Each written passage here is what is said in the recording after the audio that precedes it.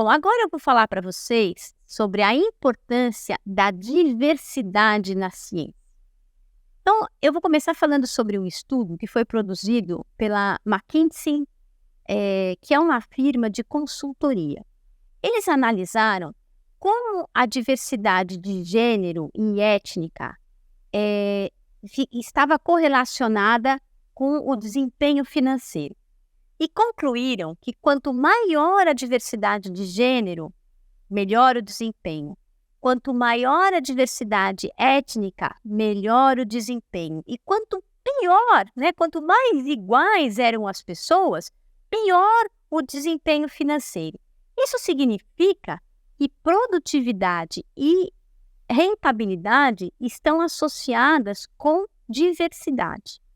Existe um outro estudo que foi realizado pelo Banco Goldman Sachs em 2020, que considerou 500 fundos do tipo multimercados nos Estados Unidos. Bom, quando a gente pensa em termos de ações, mercado de capitais, a gente pensa em homens. Na verdade, a gente pensa, em geral, em homens brancos e ricos. O que esse estudo mostrou é que quando pelo menos 1/3 do quadro de gestão era de mulheres, a rentabilidade chegava a ser 1 ponto percentual a mais. 1 ponto percentual, quando a gente fala em ganho na Bolsa de Valores, não é nada desprezível. Então, novamente, ficou claro que a diversidade ajudava na captação de recursos. Bom, é claro que na ciência não é diferente. Mais diverso, mais eficiente, mais produtivo, melhor. Então, tem esse quadro aqui, que depois vocês podem ver, que mostra um grupo de homens no centro tendo algumas ideias. Depois, do lado esquerdo, mostra um grupo de homens e uma mulher. As ideias aumentam, se elas forem ouvidas. E depois um grupo misto, homens e mulheres, e aí as ideias, de fato, aumentam em grande número. E existem análises estatísticas, que comprovam que isso é verdadeiro. Bom, a professora Karen Calaza é uma professora do Departamento de Neurobiologia da Universidade Federal Fluminense e ela estuda várias coisas associadas com esse estereótipo de gênero. Uma das coisas que ela costuma estudar é a ameaça pelo estereótipo. São essas pequenas barreiras e pequenas microagressões que as mulheres enfrentam no dia a dia, que os negros enfrentam no dia a dia, que os indígenas, se eles se expuserem ao ambiente no qual a gente vive, vão sentir no dia a dia. Então, um caso que ela cita, que é muito interessante, é o seguinte: as meninas, em geral, têm uma certa aversão pela matemática. Por quê?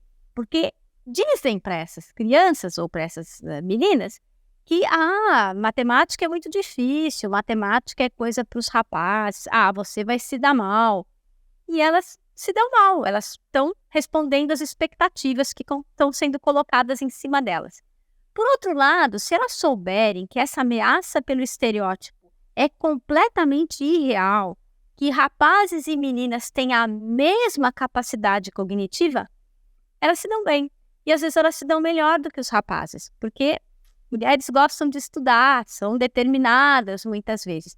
Mas saber da existência dessa ameaça pelo estereótipo é fundamental para que elas encarem o problema sem medo.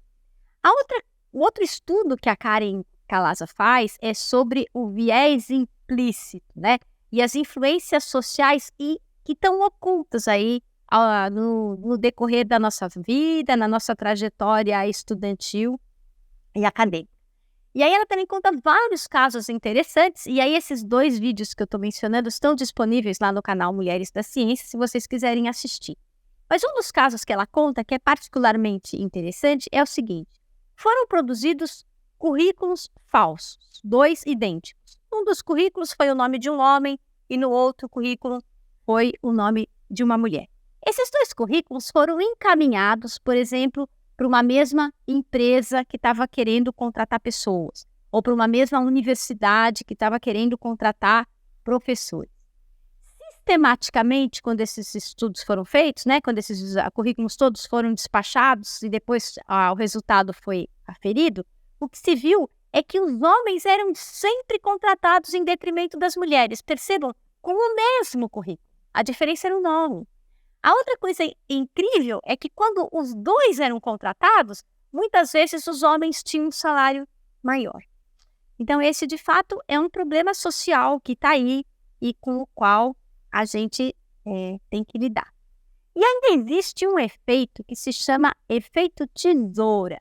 Ele vem do fato de que os gráficos têm essa carinha, assim, né? Então, quando a gente analisa percentuais relacionados com um determinado desempenho, o dos homens sempre cresce e o das mulheres decresce.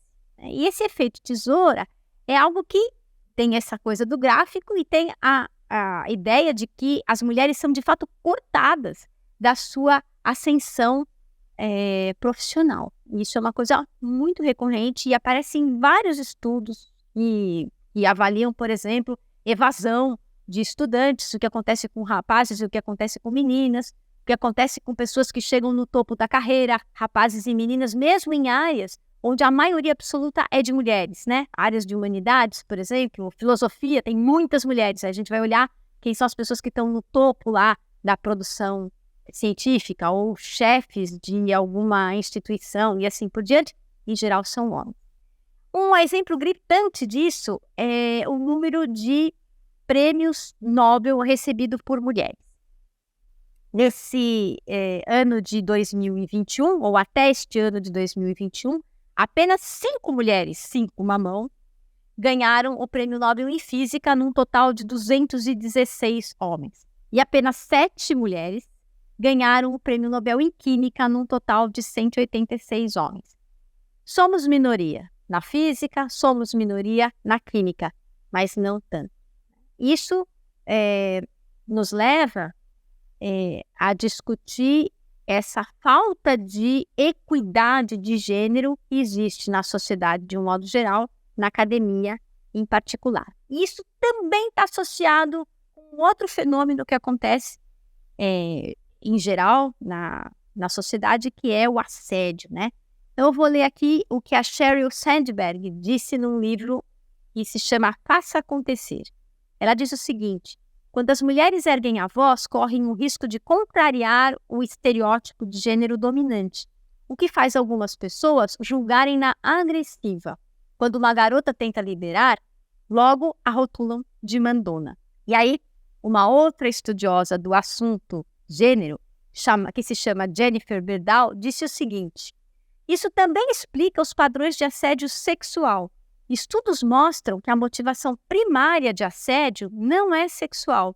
Mulheres que se enquadram nos padrões femininos de beleza não são as mais expostas. O assédio sexual é motivado primeiramente por um desejo de punir desvios de comportamento de gênero. Mulheres assertivas, dominadoras e independentes enfrentam mais assédio, sobretudo em organizações dominadas por homens. Portanto, é preciso trabalhar por uma maior equidade entre gêneros, também na academia e na ciência, se a gente quiser que a ciência seja mais produtiva. Para finalizar, eu vou mostrar um dado aqui que eu tirei do Global Gender Gap Index de 2020, é uma classificação. Esse dado é espantoso. Ele nos mostra que os países onde tem maior equidade, né, onde os gêneros são mais equitativos, são Islândia, Noruega, Finlândia, Suécia, esses países da Escandinávia que a gente já conhece. Mas se a gente for olhar, o 11º país é Látvia, o 12º é a Namíbia e o 9º é Ruanda. E onde é que o Brasil está nessa história? O Brasil está na 92ª posição. O que Ruanda tem melhor do que o Brasil? Bom, historicamente houve um massacre, né, étnico em Ruanda e muitos homens morreram. E por isso as mulheres tiveram que ascender a postos de determinação de política. Isso fez com que a Constituição privilegiasse ou propiciasse uma maior igualdade de gênero. É claro que eu não estou propondo uma guerra civil contra os homens, nem que a gente se livre deles todos, mas o que eu estou propondo é que é possível que a gente tenha políticas mais igualitárias. E para isso a gente precisa ter mais mulheres em posição de delineamento de política, seja científica, seja social. Bom, por hoje é isso. E aí no próximo vídeo eu vou discutir com vocês por que a gente deve confiar na ciência.